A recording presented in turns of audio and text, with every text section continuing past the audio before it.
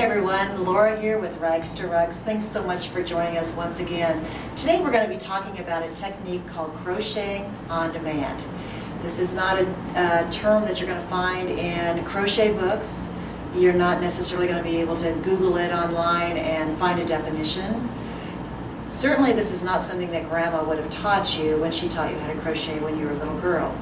It is, however, a clever term that we have come up with to describe maintaining your tension of your rug on the larger rugs to assure that they're going to continue to lay flat and be beautifully shaped.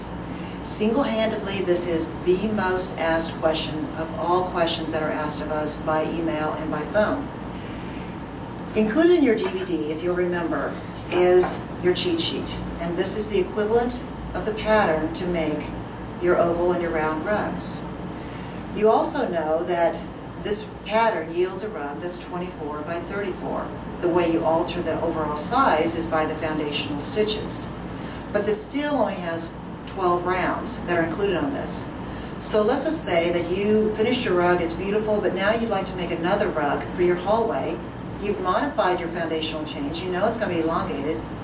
But now what do I do? Because I'd like for it to be wider than this rug pattern on your cheat sheet is going to yield. You're going to convert to this technique called crochet on demand. It's very, very easy. Let me show you what I mean. In short, as you know, adding stitches to your rug is what eases the tension and allows your rug to lay flat. So, crocheting on demand. Tip number 1. If it's too far of a reach to get to the next stitch without buckling your rug, you need to add a secondary stitch in that location. Secondary stitch, what do I mean by that? You're essentially going to reinsert your hook a secondary time in that location.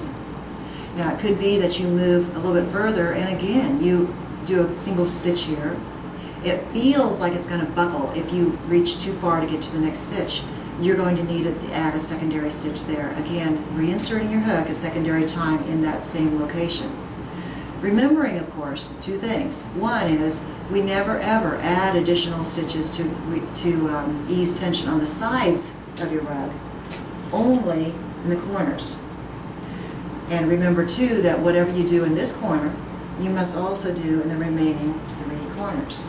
It's really, really important. If you struggle to remember where you need to add the stitches, you might consider using your crochet markers that you received with your kit. So if you added an extra stitch here, you need to mark it in the approximate same location in the other 3 corners. Now when I say approximate, that means you don't have to at this point count stitches. You're just going to eyeball this and say, okay, it was here, I need to add another one here, here, and approximately there.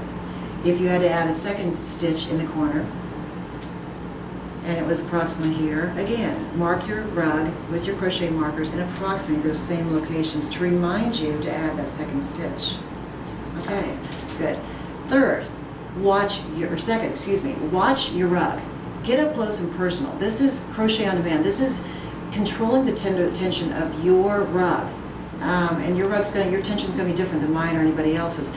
So watch your rug. And again, we don't add stitches on the sides, only in the corners. So as you are in that same stitch, that stitch should be straight up and down. If it is leaning towards your hook, you have a tension concern at that point, and you need to add a second stitch in that same location to keep that stitch straight up and down. Again, it may be that you may do 2 or 3 more stitches in that corner, and again, your stitch, you're looking at it straight away, and it's leaning towards your hook. You need to add another stitch at that location to correct the tension concerns. Tip number 3, and this is my favorite and most important, you will never ever, regardless of the size of your rug, I don't care if you did take on that aggressive 7 by 9 project, you will never need to add more than 2 stitches in any given corner. If you do add more than 2, what's going to happen is your rug is not going to curl, it's going to waffle. And waffling is like this. So when Grandma walks on that hole runner, her foot is going to get under, it's going to hook underneath this, and you're going to have an accident.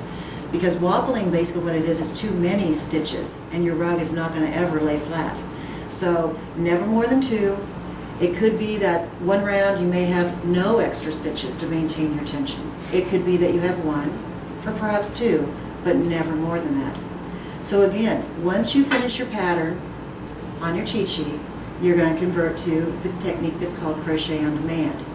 Review this DVD and review it on your original DVD, because we address it on here as well. If you have any questions, give us a call. We're always here for you, and I'm confident that this technique is going to work really well for you on all sizes of rugs. So thanks for joining us, and we'll talk soon.